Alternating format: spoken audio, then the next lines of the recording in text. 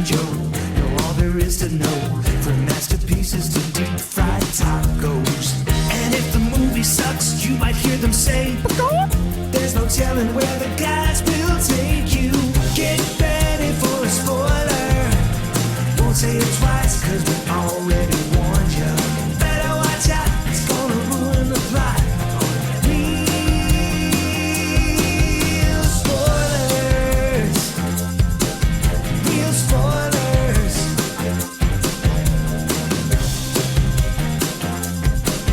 Real spoilers.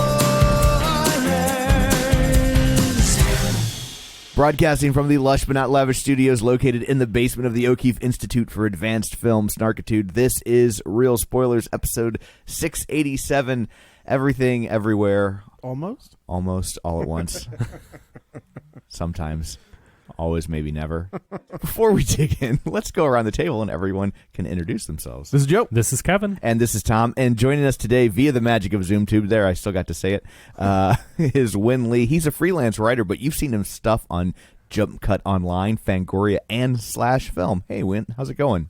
I'm doing okay this fine Sunday morning. He is risen, I guess, but you know that's debatable. But although something that we can be sure though is that today I think we're going to talk about taxes. Yeah, we are. Yeah, it is a plot point, a large one, and it is tax time, right? It is tax time. Yeah. I'm done with taxes. Yeah, totally. Yeah, we had to write a pretty big check. Oh no! Oh. Yeah, all that clip out money, baby. Yeah, that's right. Yeah, yeah. So Did anyway, y'all see your stories in those taxes? no, I did not. I saw Tom, my tears in those taxes. Does that count? I told him he could not write off the karaoke machine. He would not listen. So before we dig into the movie, and there's lots to dig into, there is. Let's get some shameless plugs out of the way. Don't forget we're available on Apple Podcasts, Spotify, Google Podcasts, iHeart, TuneIn, wherever you find a podcast, you can find us. While you're there, be sure and follow us so you never miss an episode. Maybe leave us a review if you would be so kind. You could also find us on Facebook, facebook.com/Real Spoilers. While you're there, like the page, join the group. Also, if you would be so kind, here's something you could do. Doesn't cost you a dime. You could share an episode with your friends so they know that this is maybe a show they should check out. People who were kind enough to share an episode last week include Heather Sachs, Gabriel Lugo, Julianne Jordan, Ralph Tribble, Tammy Sherman Powers, Brendan McGuckin, Chris Valls, Travis Tewitt, Chris Magicman, Tom Dowdy, B. Garner, Brendan O'Neill, In Session Film, Nostalgia Cast, your next favorite movie podcast. Do they think that it's your next favorite movie, or this will be your next favorite or your next favorite podcast? Or your next is your favorite movie. That's true. It's just about every minute by minute of your next. Sign me up. So I love that movie. So good. You're next. Done. Yeah. See? Sweet. Mike, and Oscar, Geek to Me Radio, Manic Pixie Weirdo Podcast, Ryan Terry from the Forza Crowd Podcast, Ronnie Castle, Feelin' Film, Shoria Chavala, Matt Niglia, and Invasion of the Remake. So thank you very much. If you want something that does cost you a dime or 500 dimes, is that the math on that? Yes. I don't know. No, that's 500 pennies. 500 pennies.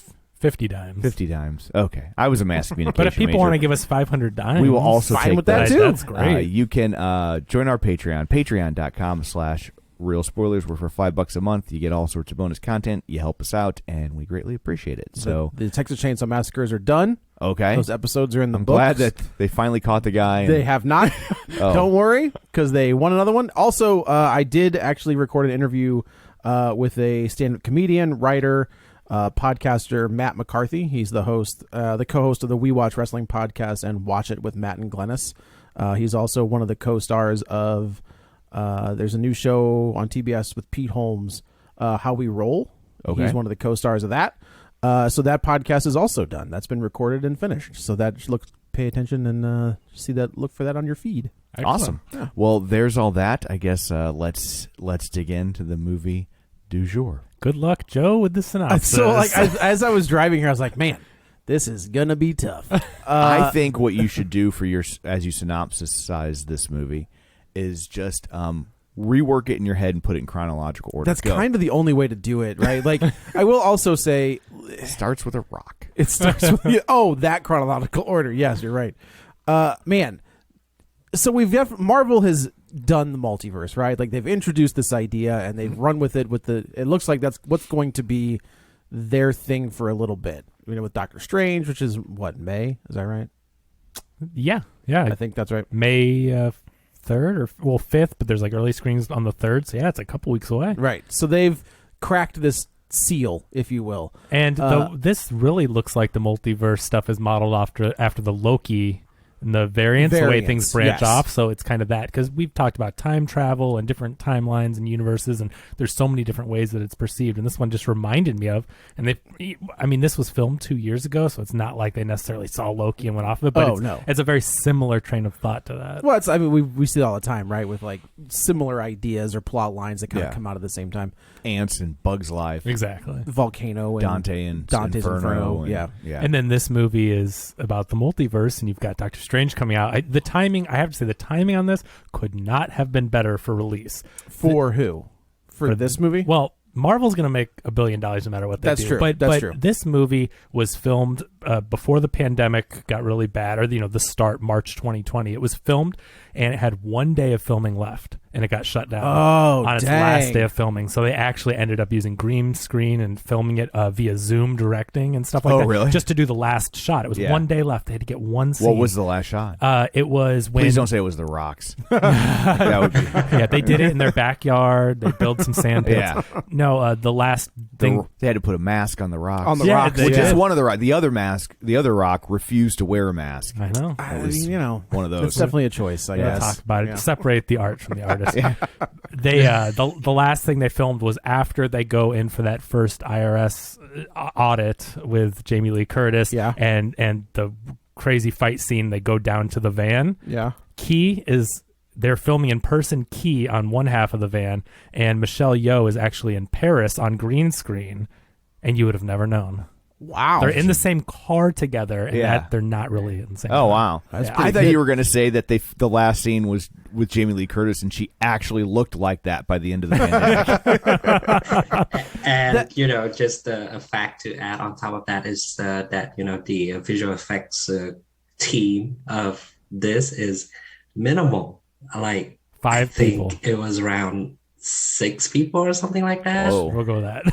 Yeah. Yeah, it's amazing what they did all during the pandemic at home, Zooming, doing all these visual effects for this big screen movie that is presented in IMAX. Yeah. And it's 5 people at home on Adobe After Effects, and it looks as good as a big action movie. Given what we had last week, right, where it's just like, I hired the greatest drone pilot of all time, and I did blah, blah, blah.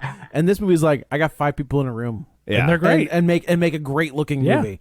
It's also... It just shows what young people today... I mean, I know we sound a million years old, but seriously, these people now that are making films grew up as YouTubers and testing things. Look at Matt F. Basler, for example. Matt F. Basler is a pretty good... Yeah. Doing all those... He did the whole TikTok nipple video that got him tens of millions of views because weird. He wanted to learn motion tracking. And so he found just something silly, and obviously it worked, and he made his whole thing off that. So he's experimenting with that, and what's the next thing he does? And the next thing in 10 years from now, these people grew up doing YouTube, filming videos in their backyard because cameras were affordable. Right. It wasn't like, don't touch your dad's $3,000 camcorder. Yeah, right, it's like, here's a $500 Sony Handycam. Go have fun with it.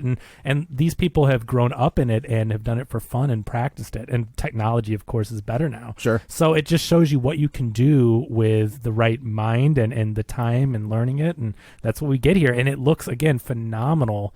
This is the other thing that I think A24, who is the company for this, kind of, I don't want to say that they pigeonholed themselves, but they did kind of start to lean into like the top tier horror, right? Yeah. Like the classy horror movies, the Ari Aster stuff, and I think, did they do The Lighthouse? Yeah, which is a little different, but it's weird and quirky. Yeah. It's got the A24 brand, but you got to remember they also did stuff like First Cow, right? The Lobster, I think, was A24. They've also have their art house drama that always has that A24 slant to it. Yeah, there's because they're always a definitely- little weird. right. But I get what you mean, though. They gained such notoriety and got so popular. Hereditary, Midsommar, yeah. and those are the ones that where it started to be like, oh, what's the next horror from A24? They have a brand, and I'll tell you what, A24, they don't have a lot of misses. Like when you they when really you put don't. that A24 logo on a film, they know how to buy films that fit their brand or produce them. Yeah. They all fit within that kind of world where, like we were saying, even if it's a dramatic movie, there's something a little weird going on. It's not your typical like, well, I've seen this before. Yeah. And I'll tell you, watching this movie, I certainly wasn't like, I've seen this before. That is what I was going to say is we see movies all the time, right? We see multiple movies in a week. Yeah. And it's hard, I think, at this point for people in our position to see something we're just like, well, I've never seen that before. And this is the time. There were moments in this movie where I was like, I have no idea what's happening right now, but I am into it. Like, this is a fantastic movie. Well, and if you know the Daniels, the directing duo, Daniel Quan and Daniel Scheinert, they directed a movie called Swiss Army Man, which is such a fantastic movie and hits you the same way where you go into it not really knowing what to expect if you hadn't heard about it, and you're watching it and you've never seen anything like the stuff they do in a movie. They don't make movies that conform to anyone's idea of what a movie should be. That's true. They make the movies they want to make, and it comes right out of their imaginations onto the page, and they film it, and it's weird. Swiss Army Man is a different weird movie. It is weird. Yeah. And this movie's a weird movie. And I said it before, weird isn't a bad thing. No. I want to see weird movies because we go to, Ambulance, for example, Golly. and we call it wants to be heat and it wants to be speed. I mean, sure, there's some things we've never seen before, like the drone shot that's in there to look cool or whatever, but you still feel like, oh, I've kind of seen this movie, right? And you see this movie, and even though it deals with multiverse, which these big multi-billion-dollar properties are also dealing with multiverses right now, but they do it in such an innovative way, some out of necessity, Right. but also because they don't have to follow this vision like Feige's plan that he has for Marvel. He doesn't go to, he will go to his directors and say, hey, we This like is where what you we're do, going. but you got to kind of follow the rules. Yeah. And these guys have the multiverse and they get to play with it. Like, It's- what rules? Yeah, they make the rules. Yeah, and something I would add on to that as well is just that the Daniels films, whatever they are, just pick one from the filmography, and you have a whole lot of bizarreness, like you said, and a whole lot of overwhelming elements, and it's just that they that's on purpose, that's by their design, but then at the same time it's also a very sincere, earnest display of that zaniness, of that overwhelming nature. So that they come from an honest place. They come from a genuine creator's mindset, spirit place, rather than something that it's just adjective for adjective's sake, if that makes sense. Sometimes we talk about movies that are quote unquote weird, like Tim Burton movies, right? When he first started out, Tim Burton was so original and it was weird and he had a great style. And then we started to see Tim Burton kind of copying Tim Burton. Yeah. And He's only got one kind of weird. Right. Like the first time he tells the story that way, it's like, oh, and then I've noticed this arc where it's like they like kind of put a spin on a movie as much as the studio let them get away with it, and then they're like, okay, we trust you, and they run with it, and then you have 2 or 3 movies that are really good with that type of weirdness or look, and then they've made enough money to where no one can tell them no anymore, and it just spins out of control. That's true. Maybe less Where do you think just out of curiosity, where do you think he goes off the rails? Is it like Big Fish? Like Big Fish is the last. Big Fish is one of his best Big movies. Fish is like the last one. Big Fish is one of his best. Yeah, for sure. I will not tolerate slander. That is true. I feel like Big Fish was him trying to rein it in to be like, I can make a big studio movie. I think Big Fish was like Scorsese doing Color of Money. Yeah. Oh, okay. Okay. Yeah, that he's makes like, sense. I can make a studio movie. Give me can some do of those. But But- Big Fish is phenomenal. But is that If- the line? Like everything post Big Fish is like, oh, come on. I can't remember a lot of great stuff after Willy Wonka. If I Dark Shadows. may, then if you have to ask me, Well, it's then gonna I be would May. say You- he went downhill with Alice. Yeah, that was the one that made a ton of money, but was just really kind of like meh. Yeah, I liked Charlie and the Chocolate Factory. I do it was too. Just weird. I know you're not supposed to say that. No, I like it too. It's weird and like in the best ways. Again, it is really, the songs are good. The style, like the Deep Roy stuff, is really good. Like they copy and paste him all over, and he looks like he's there. It really is. Does some amazing stuff. I would say, like looking at his filmography, I would say that probably the first big misstep was Planet of the Apes. Oh God, true. that was like so bad you blocked it out. Yep. I totally forgot that was him. Yeah. Yeah, I don't even think And then he about comes back and does Big Fish. Right. Like, hey, they don't all got to be like that. which is so good. Which I like. I want to like Big Fish. It's fine. Like, it just like, I don't know. Like, I agree with you. I think it's fine. Yeah, like I like the idea of it. And I know people love it, but it just, it I don't know. It just never really clicked for me. Well, you don't have But- a soul. So there is that. There is that. Oh, snap. Okay. That's I know. I mean, that's not even an insult. Right, I know. I just a fact, just spitting facts. Any listeners of the show know. It's hard when Tom's like, I loved this movie. We're all like, oh my God. We're like, oh, good Lord.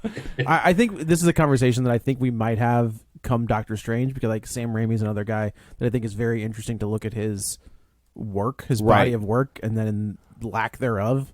Yeah. So I think that'll be an interesting conversation. And he does his own couple movies where he's like, they don't all have to be weird, right? He makes that Kevin Costner baseball movie. Yeah, For the Love of the Game and A Simple Plan. I think it's For Love of Game. I don't think that's what It's weird. They dropped it. Oh, For the really? love of game. Yeah. Oh.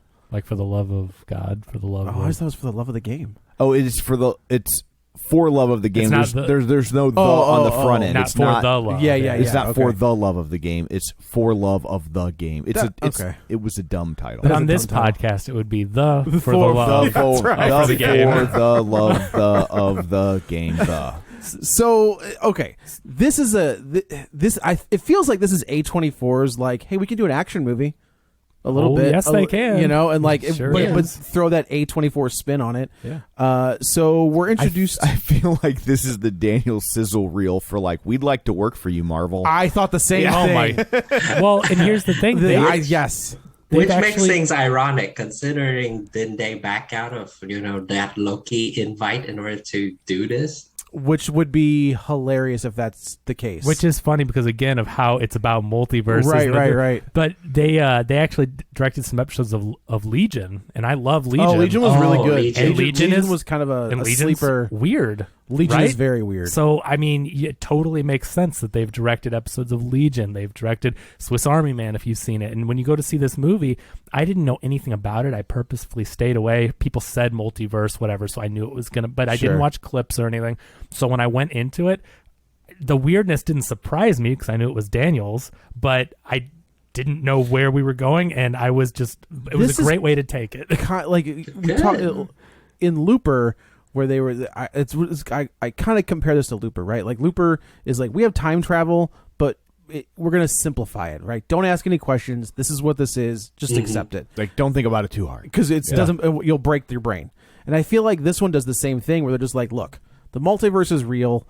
It exists. Don't worry about it. Here's this phone that'll pretty much draw a line to what you need to know, and then just roll with it. And, well, it's and smart. You just accept it. It's smart the way they present the rules is because in the first, this movie's split up into 3 acts or 3 chapters, if you will. And so it's everything, everywhere, all at once. Right. And so in that first part, in the everything, Quan goes through all the steps and explains the multiverse to Michelle Yeoh's character. And he does it in a way, obviously, for the audience, but she looks just as confused as us. Right. And I have a feeling reading the script, she probably was just as confused as all of us. She's probably like on the phone in between shots with her agent, like, the wired transfer cleared though, right? That's right. That's right. I love hearing them talk about this movie. I've listened to some great interviews, or watched some video interviews, and then of course Nguyen has a great interview with Quan, who, if you don't know that name, here's the thing: I did not realize who he was. As soon as he opens his mouth and he starts talking, I was like, "That's weird." It's Like, funny, he especially sounds- like 40 years later. He sounds just like Short Round. Yeah. And then I look it up. I was like, because he's Short Round and Data, wait. like Phrasing. he is the character, right? He was in the Indiana Jones and the Goonies. Like he's Data in the Goonies. Data in the Goonies, which I think is a fantastic movie. But it is interesting. I know. But he retired from acting. I was going to ask if that was the case because I looked at IMDb. He's only got 15 acting credits. Yes, listed. He did stuff when he was young, and again, and Nguyen's interview with him, it's great. It's such an emotional read, as I know it was conducting that interview for you, Nguyen, and him talking about retiring from acting and then coming back and how much it meant to him. And something that is really interesting that I can't remember if he mentioned it in your interview, but I know in a couple others he did. He saw Crazy Rich Asians and saw how great of it. Yeah, how great of a movie that is, and how it was great to see all the Asian representation. And he was sad. He calls it FOMO that he wasn't in that movie, and he said, "I got to get back out there." Yeah, basically the thing is that he said that all these amazing people are on there, but why am I not in it? So it's legit. It's just heartbreaking. It's honestly heartbreaking to hear him say that. What's more heartbreaking to me, at least. What's more heartbreaking to me is the roles he probably would have been forced to take had That's he kept also acting true. in the 80s. Which is why he did. He would have the rules weren't available. The guy from right. 16 Candles. Yeah, he would have been right? Long Duck Dong in 16 Candles. But it's a shame because he's so good. Oh my gosh. This movie, we've never seen him act as not a child. And I mean, he's an adult now, and how good he is in this movie playing the three main different personalities that he plays of Wayman. 2? What? Oh no, you're right. He's Alpha. Yeah. He's right, our universe. I forgot about the CEO. Pulled straight out of In the Mood for Love. Yeah. Oh. Which is nice considering he's the assistant director. He's Wong Kar-wai assistant director for 2046. Yeah. So he totally he went behind the camera and started doing different technical roles. He did stunt choreography. Oh, did he? For X-Men 2000. Yeah. He's a stunt choreographer on X-Men. Like, he started doing stuff behind the camera and doing different assistant directing roles and things like that. But yeah, this movie, when you see that future Wayman CEO role, looks like it's like Tony Leung doing In the Mood for Love. He's so sophisticated and suave. He puts on those glasses and he looks like a different person. Yeah, he does, and he carries himself very differently. And his dedication, as I'm sure Nguyen can tell you from interviewing him about it, but he got an acting coach, he got a dialect coach, and he worked so hard because he knew this was his big comeback and he missed it, and he didn't take any shortcuts. He worked hard and created these different personalities, and that's why his body language changes. Yeah, the way he speaks and carries himself. It all shows on screen, and the guy worked his ass off to get there. Yeah, and I also thought that it was nice as well because considering all the that period of absence, let's call it that, for him, and we would always think about like had he not retired, had he not taken that hiatus, then, what kind of roles could he have played? And, Everything Everywhere All at Once was just like, okay, here are all the roles that you can play. And, all of them will be in one movie. So how nice is that? I guess it's just an additional layer to that personally that only I can see, or something like that, or just a small population, or just a small group of audience can see that. But Everything Everywhere All at Once seems to be like a tribute in a way to Michelle Yeoh's very storied career, and also it's just kind of like a what could have been had the industry did not let Quan down. Yeah, sure. It's so true, and that's why he got emotional making this movie. He says he did, but you're right. He saw his career that never happened, that could have been. This whole movie is about making choices and which direction can your life go, and he got to live that all out through the filming of this movie. I mean, theoretically, sort of, all these different roles and things, and how do you not get emotional about that? And I think it's really special. This is his comeback, and it's this good, and and because he made sure he's insanely good. So basically, this movie opens. We're introduced to Michelle Yeoh, who is Evelyn, and Quan, who is Waymond, which I was like, I don't know if I can say that on the podcast. I know it's his name, but that seems like I'm making fun of a voice, but I'm not. No, that's his real name. I think it's like an Asian version of Raymond. I think when Michelle Yeoh says it in interviews, she actually says Raymond. Oh, does she? But the character is Waymond with a W. When is that like a version of Raymond? No, absolutely not. It was, so it's I'm saying it was a Raymond very conscious that I think Daniel's being weird kind of choice, but Okay. it's okay. And the fact that I think I can kind of relate it to Wayman being like the wayman or the wingman of the story, or it's just it makes sense. So they made that up for his character. Like that's not a traditional name. Yep. So I'm calling him Raymond because Okay. I'm not going to get. It's just funny canceled because for I don't know if nothing. it's subconscious, but when Michelle Yeoh is talking about the movie and she said Raymond, like clearly I'm like, oh, but that's not the character. Okay, dude. Oh yeah. So they are Asian immigrants to the United States, and they run this laundromat, and it's They're not coin operated laundry. yes, yeah. like an old school. Not a like bring your dry cleaning to no, us, no, no, but no, it's like put an 'em old, in, coin in, an yeah. old school laundromat. They do And- that too. Oh yeah. No, I mean you could see the laundry that they take, and they Yeah, do they both. do. They yeah, do. because But just to Jenny, like, what's They do her fluff name? and fold. Yeah. That's what Yeah, they call it. is that what they call it? That's what they call it. Well, that sounds a little dirty. It does sound a but little it's dirty. not. but just to set the scene though, it's not like a dry cleaners where you just drop off clothes. Like they've got a whole spinning thing, and Yeah. people are Yeah, it's an old. moving their stuff around, and it's hilarious the way that like Waymond is running around and I put this here because there was no room, just moving people's things, putting and- things in their house. yeah, it's hilarious, and putting googly eyes on everything. Yeah, and great. she doesn't. Michelle Yeoh is not a fan. Evelyn is I not told a you to fan. stop putting these googly eyes on everything. He loves it. But things aren't okay, right? Like they are not. They're kind of stagnant, and the business isn't performing as well, and they're getting audited, and they have to go. And you see divorce papers, you see, yeah, and I like. do you- Yes, when I do you like see this that in the beginning. in the very beginning. So Yeah. Michelle Yeoh is looking at them, and you think because Waymond is like this meek, very friendly, positive guy, but she obviously isn't having a lot of his, positivity when Yeah. she's dealing with this. You think she's going to serve him Right. divorce papers. Yeah, that was a good head fake. And we find out later in the movie that he does it, but it also is more complicated because he's only doing it to try to save their marriage, which seems, again, Yeah. it's so odd. But then He's like, I thought it would work. I didn't. She's like, wow. there's another couple that was it his? Oh, I guess I someone thought that, he knows. Yeah, he yeah. said that the husband gave the wife divorce papers and it forced them to work on their marriage and save it. And so he didn't really know how to do it and didn't want to do it, and he's nervous about it. But he didn't even mean for her to find them yet, and Right. she found them. And anyway, but it's really, this movie keeps you guessing in ways where it's not just a traditional linear Oh no, plot line. it's, Certainly, linear has nothing to do with this movie. It is. There's no linear involved. but everyone's having a bad time. The daughter Joy, who's Stephanie Sue, who is the friend in Shang-Chi at the I dinner thought that- table. I thought I recognized when they're out her. to dinner in the Yeah, beginning yeah. and the end. Yeah. That's her. So she's been in Marvel movies. Let me see. I do know that she's in the marvelous Mrs. Maisel, though. So She is in the Marvelous Mrs. May. Oh. Yeah. And Maisel, is she the lady that owns the restaurant that the ex-husband is setting up in?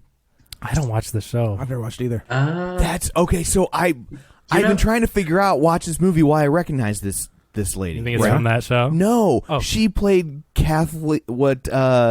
In Be More Chill. Yeah? she played Catherine Canigularia or whatever. Yeah, she played that on Broadway? She played that on Broadway, and I had front row tickets for Oh. Broadway. So I Oh. stared at this woman 3 feet from me for like 2.5 hours, Yeah, and I was okay, just like, okay. I'm like going through my head, like, where do I know this from? And I was like going through movies, like maybe she was in a movie I remember. Yeah. And then I was like, but I feel like I like knew her in real life, but like, why would I know her in real life? That's pretty good. And yeah, so I did see her in real life. There it is. And she's also in that show Aquafina as Nora from Queens. Okay. Okay. So she's Christine Canigula yeah. from that's. We have to sing it, Christine. I'm not singing it. Canigula. I was gonna make Joy, played by Stephanie, Yeah. is her mother is very hard on her, and she obviously they don't have a great relationship. She's also dating a woman, Right. which Becky.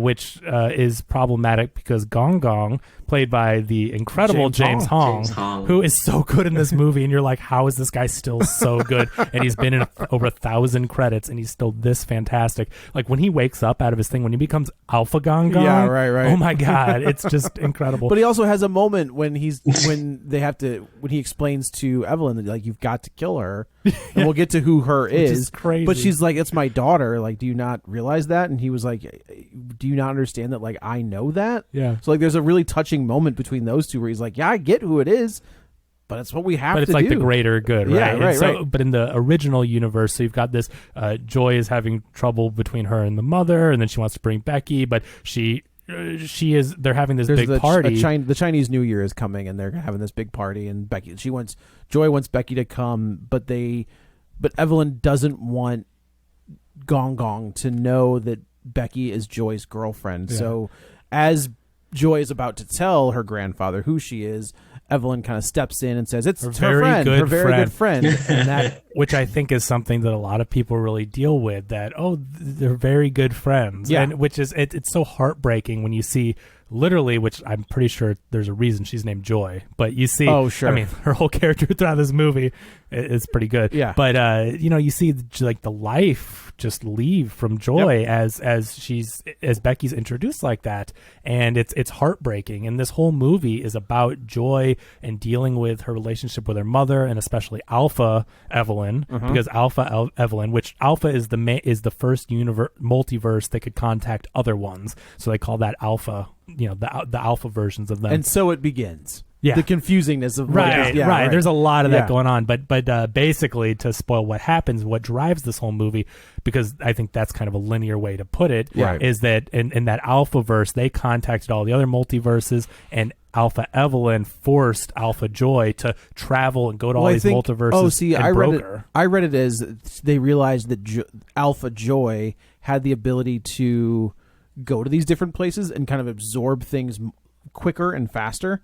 And so Alpha Evelyn pushed her, and you're right, pushed her to the point where it broke her. It broke her brain. It broke Joy. And Joy was literally, that's why it's called Everything Everywhere All at Once. She has the ability to connect with all the different multiverse versions of herself, right, and also absorb her powers. And Joy basically becomes the most powerful being in all of the multiverse of all realities. And we don't know her motivations until later, but Joy is basically popping up trying to kill every version of Evelyn. Every multiversal version of Joy is shows up and is killing every version of Evelyn, because Evelyn is the only one who is able to do the same thing, basically. Like, she has the same. There's one Evelyn that will have the ability that can do all that. So the family goes to the IRS office. Jamie Lee Curtis is so good in this movie. It is fun. Like, I feel like Halloween kind of is like the resurgence of, because she does Halloween. Well, she left for a while. She quit acting for a long time. But once she did that Halloween movie, she was back. And then she does Knives Out, and then she did something else, and now she's back as Laurie Strode. I think she's kind of gotten herself into that Rian Johnson troupe for the Knives Out, whatever that's going to be coming down the pike. But man, she is given like a very un-Jamie Lee Curtis performance in this one. Where at first I didn't recognize her, and then I'm like, that's Jamie Lee Curtis. She's got like a ridiculous haircut. She's obviously wearing some sort of suit under her clothes that makes her very frumpy. Yeah, I guess it's kind of the her name only is way. Deidre, the IRS auditor. Yes, Deidre, who's clearly not on Activia. Let's just say that. All right. When she sucks down that, I don't know what that was, like coconut water or whatever that was in that little canister, and throws into the trash can. Just like chucks it over. It's so good. There's so many little decisions like that. And in interviews, I also heard that Jamie Lee Curtis designed a lot of what that character is wearing. She's like, I think I should wear this necklace with a pen hanging down or whatever. And she said I should have a wrist brace. She actually invented a lot of. It is, when you look at what she's wearing, you're like, I've seen people like that. I know exactly like that person. Yeah. So. They don't have the wrist brace. I like when you get to the hot dog fingers. Yeah, she's got a wrist brace. She's got on her ankle. On her ankle. When you see her playing piano with her feet, like she had an ankle brace. That's the most unnerving part of this whole movie. There's something really neat, though, the attention to detail, because I noticed that too. And in all the different versions, it's like she always has some sort of wrist brace. There's always they carry these things on, and this movie it's really kind of simple the way they filmed it, as far as there's not a lot of locations, right? No, they keep re-outfitting the laundromat. A third of the movie takes place in the tax IRS office. Yeah. Which was an abandoned building for like when the housing market crashed and all the loan places went crazy or whatever. Like, it's a big building that they basically rented out, filmed there, used offices. People had their own office as a dressing room. Like, they just rented the entire building and used it for the production. And so much takes place there, but because there's different multiverses going on, you don't really think of it as like a one location. Or I kept waiting for it to leave. Then I was like, "Oh, we're not leaving. We don't have to. I get it. Yeah. I'm like, it's an A24 movie. Like, I get it. They're making the most out of this. That's exactly it. That's exactly it. It's really smart though, because I never felt like trapped in any location. Yeah, it didn't feel claustrophobic. No, not at all. But so much of it takes place there. But anyway, because each multiverse had its own feel to it. Yeah, there's unlimited possibilities within each location. Right. And then you put different characters in different locations, right? So you've got the different Evelyns, or at least her with the knowledge of them going to there, or you see them in their version in the same location. And right. So they get on the elevator. Oh. I like the visual representation when you see it on the phone of like the different. I did like that as universes, well. And how so many are clustered around where you're at. That there's something oddly comforting about the notion that like you might splinter off, but you ain't gonna splinter off that far. Right. Like, you make a lot of changes. Right, like you really gotta like go down a rabbit hole to get from like where we're at to like one of us is president, right? Like, and so, but so I don't know. I liked just seeing the cluster of like most of your decisions aren't going to radically affect.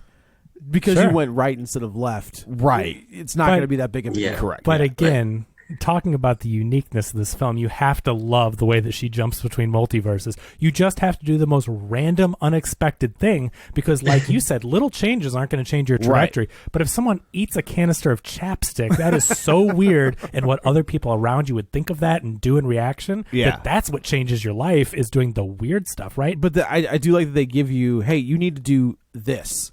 This is what you need to do to get to. Well, yeah, they figured it out that this weird random thing is different. But then Evelyn starts guessing because she doesn't know the alpha stuff, right? So she just needs different skills, and so she starts just doing weird things to see what they do. And then even the alpha people are monitoring, like what is she doing? Did whatever, and then it ends up putting her in weird ones that aren't the skills she needs, you know. So it's really fun and really inventive. But before they get to this meeting, we should say Wayman, they're in the elevator. And all of a sudden, Wayman like snaps out of it, right? And he turns into Alpha, and he holds this umbrella. It's really cool the way it's done in like a.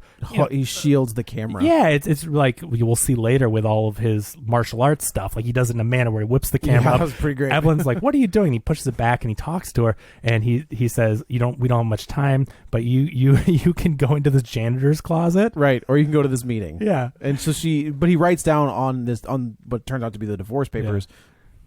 5 steps that she has to take to make this work. So she goes to the meeting. Jamie Lee Curtis, of course, is being for some reason he uses the lyrics to a 9 Days song to do it. What's that? Yes, that's right. Slash Film also did an interview regarding that particular music choice. Good call, Tom. Yeah, like when he's describing like how you feel different, and he's like, and he says to her, "Your clothes never wear as well the next day, and your hair never falls in quite the same way." That's from the song "Story of a Girl." Oh, this really? is the story of a girl. She cried a river and drowned the whole world. Oh, yeah. And they play the song like 4 times in the movie. I didn't but even like hear it's different versions of the song. That's funny. And like each universe has its own version. So like when you get the Dom, there's a version, and it's like though she posts uncensored photographs, I absolutely love it. Yeah. My safe word, smile. And, and like, that's great. But yeah, they have all these different and as soon as he said, because I've always liked the song. Yeah. And as soon as he said it, I was like, well, that's from Story of a Girl. That's hilarious. Oh, that's pretty good. That's pretty good. So he tells her, he was like, look, he breaks it down for her very quickly. This is what's going on. There is this being that is tearing through the multiverse and looking for all the versions of you. They're going to take you out. You have to join us. And all at the same time, while she's like, what is happening? She's so confused. And then he's like, okay, I got to go. And like snaps back to regular Wayman. And then they go to the meeting, and of course, Jamie Lee Curtis is not happy about the situation. Going well. It's not going well. They don't have everything they need. She's immediately drawing a big black circle like around the karaoke machine, which will come into play later. Like the black circle will come back into play later. And poor sweet Waymond is just like, he's like, she just gets confused with, she just doesn't know. She has so many hobbies. She thinks they're businesses. Like he's such a nice guy. But every time he says something to Deidre gives them a break, right? Because that's Waymond. At the center of this story is about kindness and being kind to one another. And Waymond is the ultimate representation of that. And like, if we could all live our lives like Waymond, and be that thoughtful and loving to one another, but he gets them out of it every time by just being kind. Bring in cookies or something. Yeah, it's something so simple. And Evelyn writes him off at every corner and doesn't care about all this stuff. But eventually, we see how big of an impact it has as she eventually learns about kindness, and they kind of at that blow up at the party and break the windows and everything.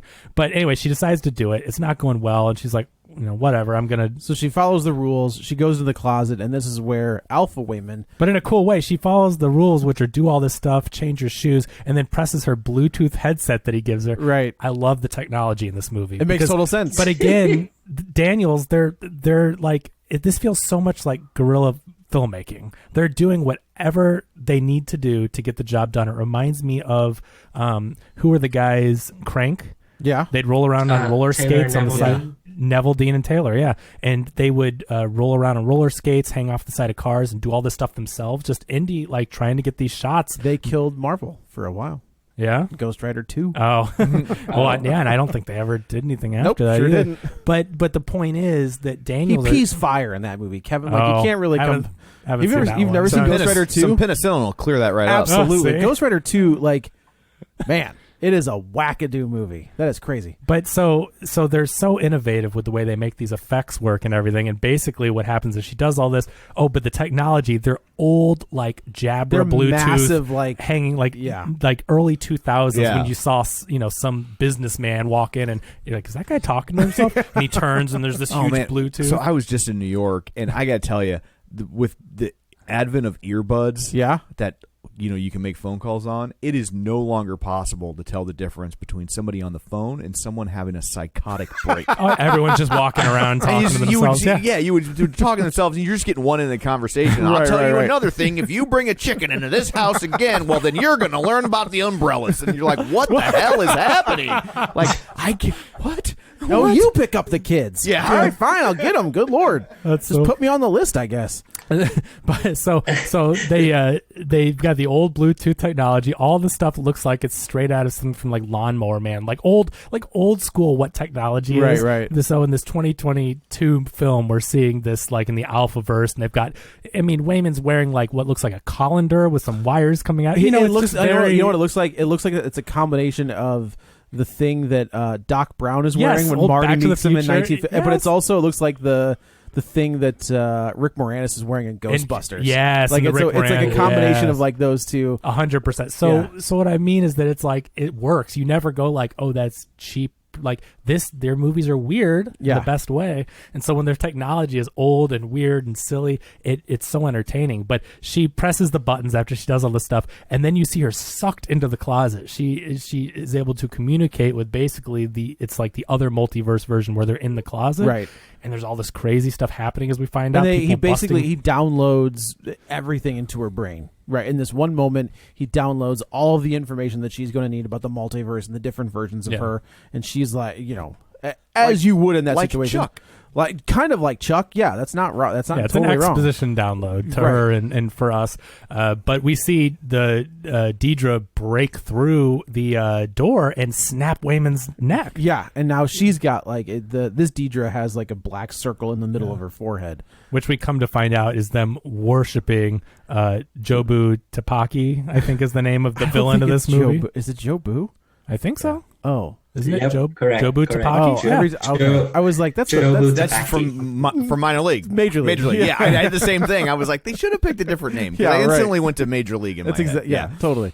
I'm guessing I don't know if you picked up on anything, but her name is Joy, so I'm guessing Joe, J-O, not Y. It's got to be some kind of a shortening or hybrid of. But we don't know who that is yet. We just know it's a thing. Well, no, I don't Think believe it's just a so. weird name. However, I did a podcast prior to you guys, and What? You traitor. You slut. Garbage. sorry. Well, I thought do you were hop- exclusive.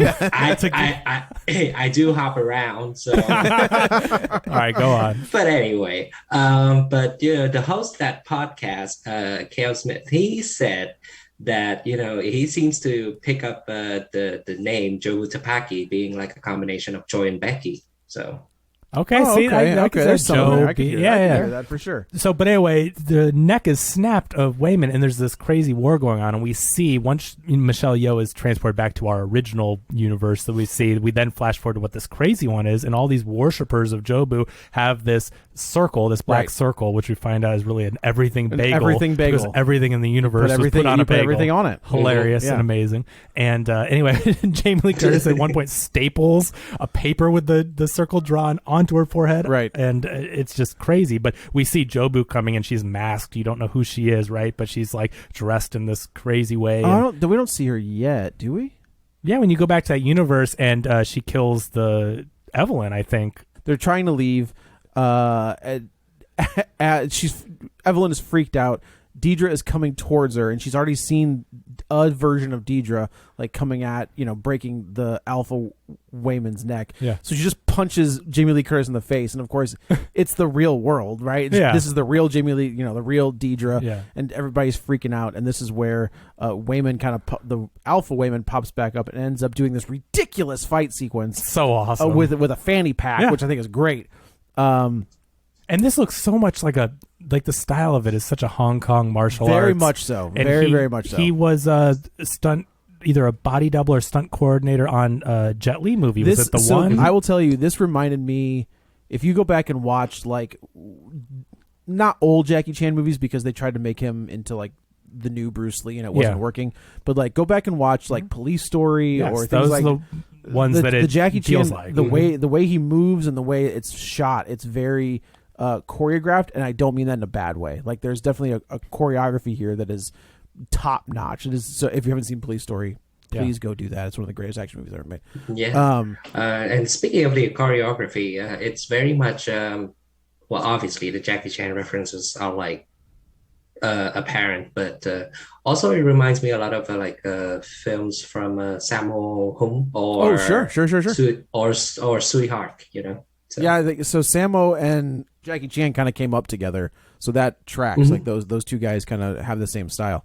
This is where we start to get the divergence of the different timelines, the different realities, I guess. So the one reality is that I think she goes. What does she do? She doesn't go back to the IRS office, and everything goes to hell. The other one is we stay in the IRS office, and it's like this massive fight. And she has to she finally figures out how to access different multiverse. And that's the thing, is like you don't inhabit the body of the other person in the multiverse, but you are able to like take their skills. So she finds a version of herself in the multiverse that is like a kung fu master, and she ends up fighting her way out of all this different stuff. I loved that collage of her training. Like it was something like you see Kill Bill. Well, Kill Bill, which is also taking that from all those other actual martial arts, the original martial arts movies. But you see her training with a kung fu master and doing push-ups with her pinky because it's like, oh, you have enough strength in a pinky.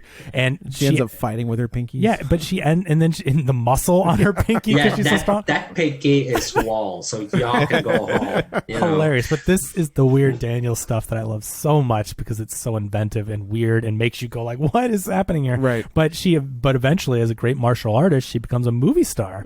Which is Michelle Yeoh. So basically, one of Evelyn's multi timelines is that if she didn't marry Wayman, her father didn't like him, but in what would you call this? Because it's hard. I want to say alpha, but Divergent. But no, like the one that we know, our main character Evelyn. What would you? Earth Zero.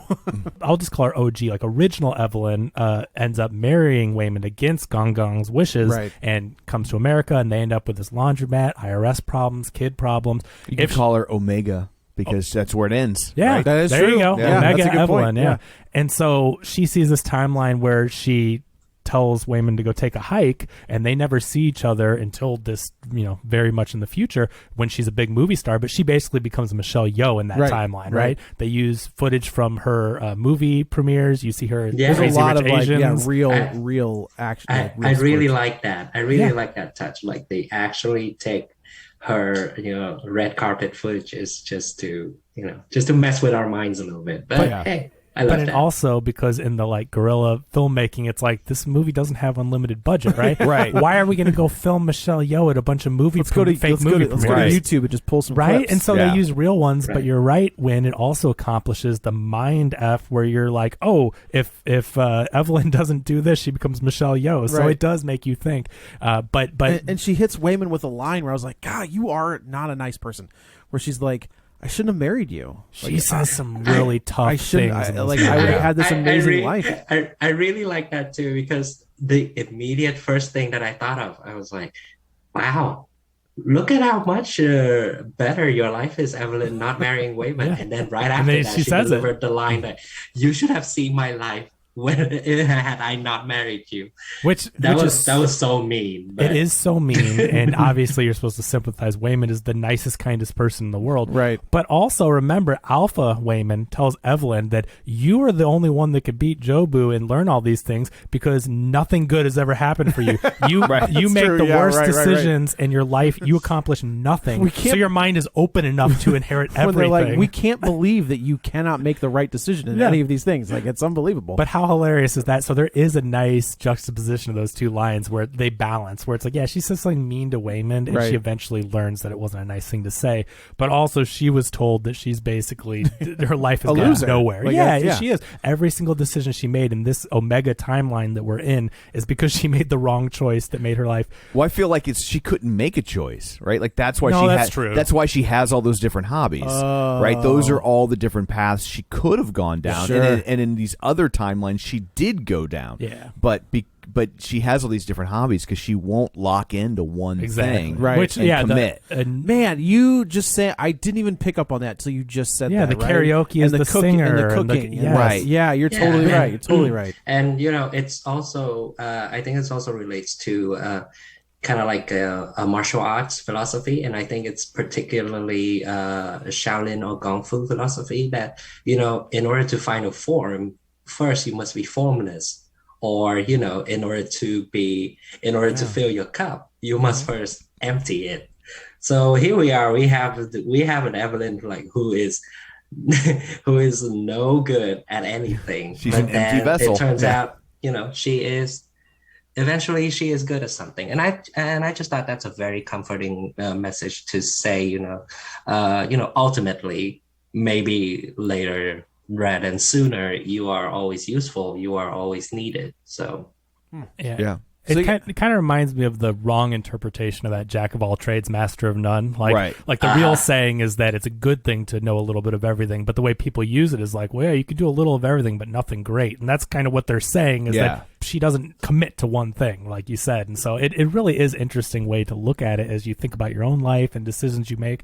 And I love this movie so much because these are conversations I have with people about, isn't it weird that if you chose to take this job or start this podcast versus this one or whatever, your life goes in a different direction. Here we are since 2013 doing this podcast. What if we didn't decide to start the podcast? All these years of doing, there would be no clip out. Right. See, so a whole nother thing. If I don't take the job with Review STL, I don't get here. We knew you from doing movie reviews, so it really is interesting. There's something everyone can tap into in this movie because at the end of the day, as weird and complex as the thought process is, it's very human, and we all have decisions every day to make. And it's not so much saying you should dwell upon the decisions you didn't make, like Evelyn's thinking back and seeing all the potential. Don't dwell on it, but it's just something to keep in mind. They even say that. They're like, you can't stay in that world. Like that's not your world. You can't stay there. You're gonna break your brain is like a what do they call it? like a vase. And every time a clay pot, you mean? A clay pot. Every time you do something, like you did a little crack, and then you got to come back and we can fix it. Like, it's okay. Yeah. But if you stay for too long, you cannot. You're a fix crackpot. You're a crackpot. That's right. So yeah, it bounces back and forth between all these multiverses. Rakakuni was one of pretty the, great. That was just hilarious. The fact that this movie feels like such a grounded, real world thing until it gets weird each time, right? Yeah, so right. She's like a chef at one of those hibachi places, and there's a guy that's showing her up in this lifetime, and then she finds him in the kitchen, and he takes his hat off, and it's a ratatouille This situation. is the story of a chef. Yeah. That's the song they play. Is that the there. song they play there? And it's pretty good. just hilarious that there's a raccoon, which looks so different in real life versus a cartoon rat doing it. A full-size raccoon pulling his hair to operate him. So weird. And when she ends up, when they try to save Rakakuni, she jumps on his shoulder. It's so random. Running down the street. Yeah. Like, that stuff is what you see in Daniel's movies. You'll see that stuff in Swiss Army Man, how weird it is. And it just makes me appreciate what a movie can be. It can be anything that your imagination can come up with if someone's willing to make that movie. And Rakakuni was voiced by Randy Newman. No. Yeah. Shut up. Yeah. Correct. Are you serious? I can confirm. Yes. Okay. That is the funniest freaking thing that I did. Yeah. So there's like that universe. I need to win here so you guys believe me. It's like, he's not just messing with you. Like, I get why you might think that, but I will vouch for this. Really, right? Let's be honest. But Tom, you've been like dropping like truth bombs on the rest of the team. What I do, and they man. were all like, "What's going on?" Like, did you reach out to a different verse and then you have the answers or something like that? So forgive the disbelief, but it's I'm okay. used to it. It's I'm okay. used to it. In the laundromat, they're watching this classic romance film, and then they go into the other multiverse where everyone has hot dog fingers, and they're watching the movie, and the actors have hot dog fingers, and Evelyn and Deidre are actually in a relationship. Yeah, they're a couple. And so, like, you see them in these sentimental, these emotional, romantic scenes with their hot dog fingers flailing around, and these actors hold it together well enough. I guess if you come to completion, you squirt mustard everywhere. And ketchup.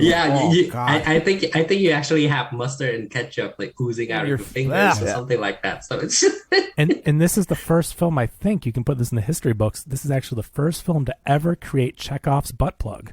Oh my God! Oh no, that was great. From the very first IRS scene when they go in there and she's got the awards. The awards. You're like, you just know. You're like, that's not. There's a reason why their awards look like butt plugs. There was like I didn't know what a butt plug looked like, so I'm glad that you explained that to me, Kevin, because I was confused. Remember that whole thing about lying? But there's when we get to that scene where like the one guy has to sit on a butt plug. There's people I could see jump on a butt. He doesn't have. I guess he doesn't have to. He gets to. He gets to. Yeah. I could see that there was like a whole row behind me, and I could hear one woman go, "Oh no!" and then of course the slow guy, motion, leaping and jumping onto it. I mean, it's so funny. And then the whole fight sequence takes place with it hanging out. The award, both of them. She's fighting two guys. There's an old boy sideways hallway sequence, basically. Like they're shooting it like that from the profile. Yeah, and there are two of them fighting Evelyn. It is kind of. So we're led to believe that guy is naked from the waist down, right? Yeah. There's a scene later when Evelyn figures out the way to fight these people off is to hit them with their kindness, right? Now she's unlocked this ability. She can kind of like put the one thing that anybody wants on them at any point. Yeah. So she gets to that guy and she gives him the puppy. Yeah. And you can see that he's wearing like flesh-colored underwear. Yeah. And I was like, dang it. Like we were sitting so pretty. Because they blur it out so that you would think that it's just a censor. So it's not NC-17 or something was my thought. But, but also... speaking of which, our butt plug security guards, that's brothers Andy and Brian. And Andy, apparently, he's also... death dealer in Shang-Chi. Oh, I thought he looked familiar, which makes more sense. That's interesting. So they're taking a lot of the same actors that have. I mean, if you think of Michelle Yeoh in Crazy Rich Asians, which he is and previously I also interviewed Andy, and at that time, I interviewed Andy for Shang-Chi, and at that time he said that. Working with screen legends like Tony Leung or Michelle Yeoh, it was amazing. And I'm actually working on another film with Michelle Yeoh right now, but I cannot reveal it to you yet. and voila, it's everything everywhere all at once. It's actually a whole lot of Asian descent stunt people over in Shang-Chi are carried over to everything everywhere all at once as well, because I guess it makes sense, because technically I believe Michelle Yeoh, she was filming like Shang-Chi and everything everywhere all at once at the same time, or all at once she was filming Shang-Chi but she is training for everything everywhere. Sure. So it's either that. So I just Michelle, thought it's interesting. Oh, and also the boys are also from the Paper Tigers as well, which is a fun throwback kung fu film. Nice, yeah, that's great. Michelle Yeoh, if we just have to say, so good in this movie. She's fantastic. She has to deal with so much She's stuff. fantastic. Yeah. And like the way that they filmed this down and dirty little filming is like they had to pull her chair in slow motion in the IRS office, and she had to pretend to be getting whipped backwards fast but in slow motion so they could speed it up and it looks crazy, right? So she's just going along with all these crazy techniques of filming and having to imagine these things, or using the different sets that they have, and she's so good at learning these abilities, and obviously martial arts, which she's great at, but the dramatic stuff, and we saw that in Crazy Rich Asians recently, and in Shang-Chi she's great in that part. So it's been great seeing her. But I love how much she has to do in this film and how weird it is. It really pushes all these actors because they go to these different multiverses and have to play different characters, right? And, and then the dramatic... And a lot of times for things that you're only going to see for a few seconds. 10 seconds tops. Mm-hmm. But then you're like, they really have to convey that convincingly. So they had to practice and be their best for that small little scene. And like that I call it like the Wong Kar-wai scene, that scene in the future where she's an actress and he's a businessman.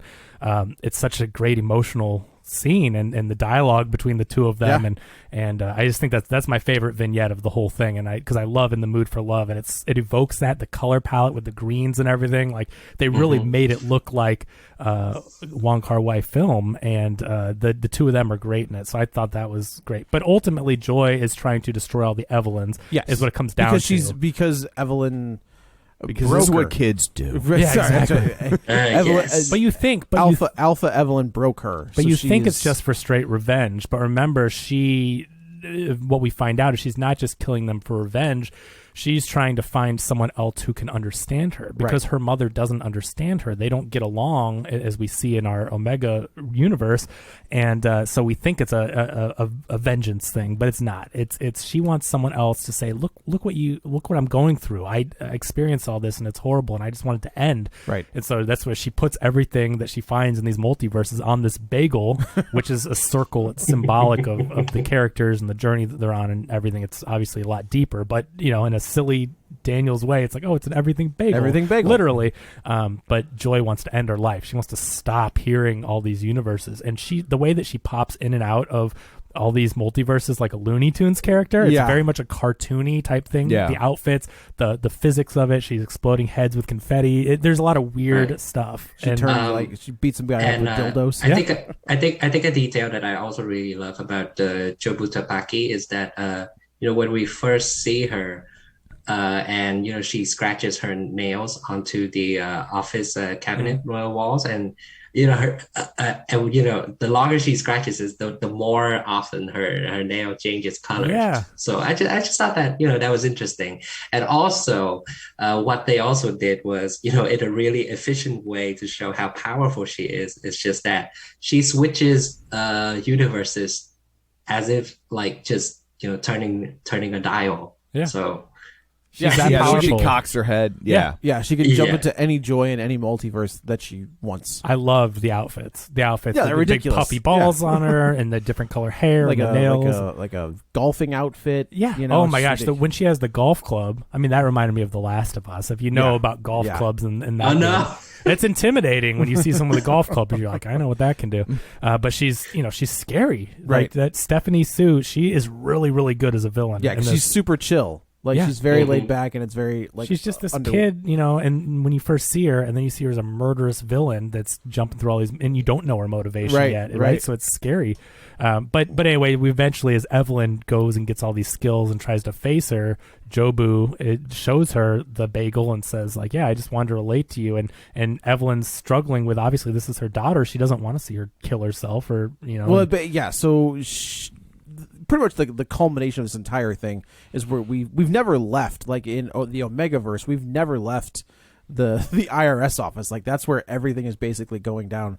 So in one universe where Evelyn decides to not go back to the IRS office to fix it, they're going to arrest her.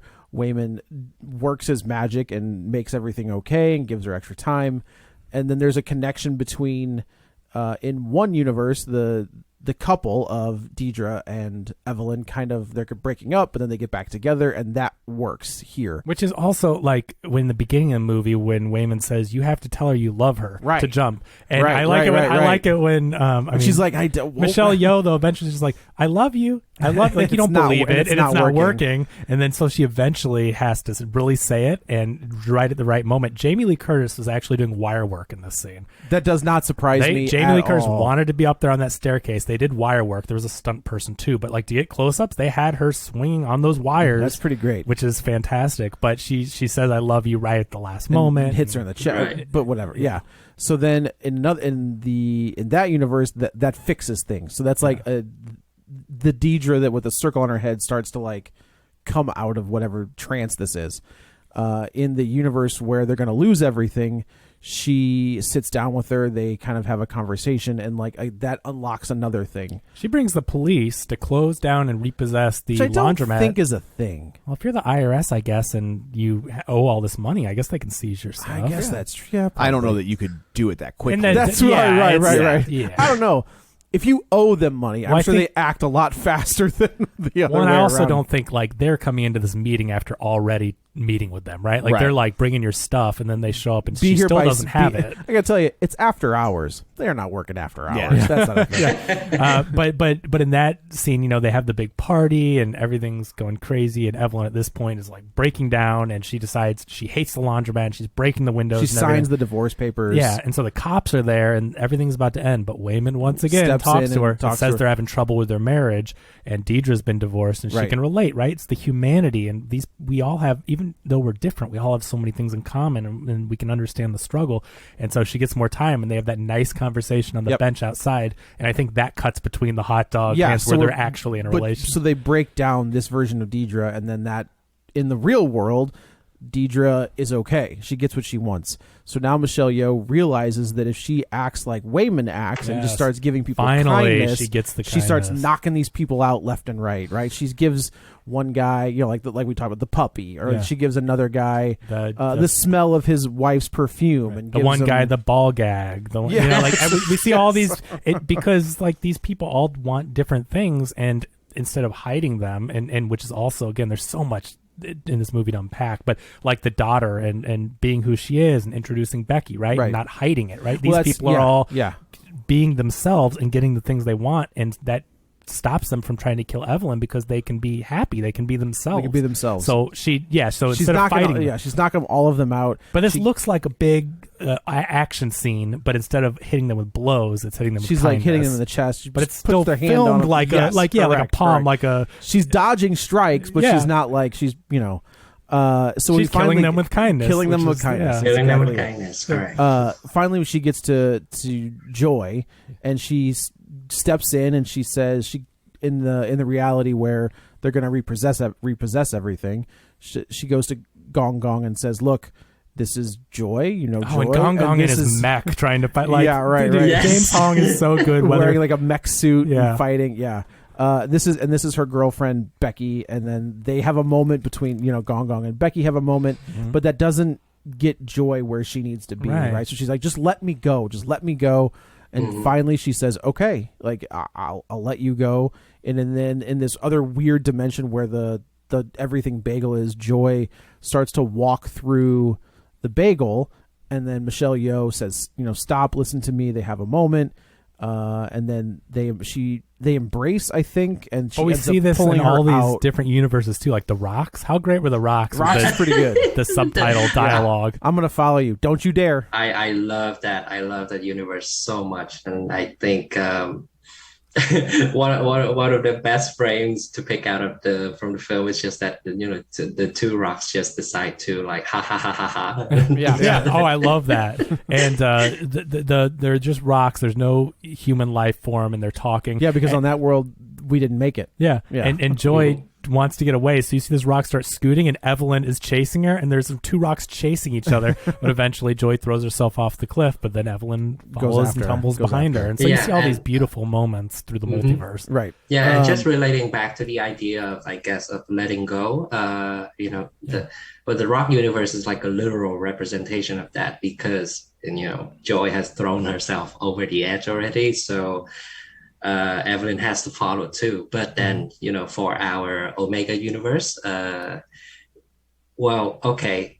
Joy wants to go, if Joy wants to be let go, then so be it. But at the same time, if Evelyn wants to get close to her, she too also has to let go of, all whatever else that is burdening her, and instead just, focus on her priorities. Because I guess you can do your taxes every year, but then you can only have one opportunity to really connect with people that you love. So. Right, exactly. And like you said, all her other hobbies and things like that, ultimately she finds out that she has this family, she has a daughter, she has a husband that loves her, and this life together, and she chose all those things she did so many years ago, and she can't go to those other multiverses and stay there. Right. Like Wayman says, so she has her life and she has her family, and ultimately decides she chooses kindness, chooses love, and chooses her family. So she gets Joy out of there. She does, and she ends up technically, I guess, killing Joe Boo, or getting rid of that version of Joy. Her heart was healed. I think that Joe Boo, that version doesn't really exist anymore, because they have the connection that she was seeking. Right. So then they go, it's the next day, and everything is kind of back to normal. They go back to Deidre in the IRS, and they've got all of their paperwork, and Deidre's like, oh, like this, and everybody's a little kinder, right? Everybody's a little bit nicer. She's like, this you looks still don't have it all, but it's better. But if we're in a better position, you're trying, right. And that's kind of how this ends. Is like things are working out for the most part. And I think at the end, though, in the beginning at the IRS, you see Michelle Yeoh clearly not concentrating on the IRS stuff, and she's taking in all these new multiverses. Yeah. At the end, you can see Michelle Yeoh is present, but I still think she has the ability to kind of tap. She's definitely like off in the distance thinking about something. So she can. Yeah, she grew wiser. Yeah. That's not what I thought was going to happen at the end. What do you think? I thought she was going to use her universe jumping ability to find a version of herself that was a CPA. And do all the taxes perfectly. And be like, well, no, here's how you deducted that, and be able to like totally school her and tax. That's kind of good. Yeah, that would be good too. And be That's like, pretty good. Yeah, I win. Yeah, boom. This is probably this is the most original thing I've seen this year.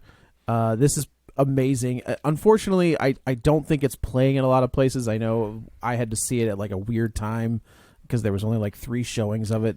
Yeah. Well, all the AMC theaters are showing it, so I mean, good for them. I mean, I know we have some other theaters in town, some of the smaller. Yeah. Marcus was. I saw it in Marcus. That's right. Yeah. So I mean, it is lucky that it is opening wide and is at more than just indie like art house theaters, because you've got Marcus is our big one here, other than AMC, and they both have it. So go support it though. It's probably benefiting from the fact that there's so few major studio releases right now. That's also true. Like you know what I mean? Picked a good spot. I mean, Sing 2 has been in theaters so long. Sing 3 is out. Yeah, and the fact that it's also very lucky, because considering Morbius was not a hit, Morbius didn't sweep jack. Right. Yeah. So.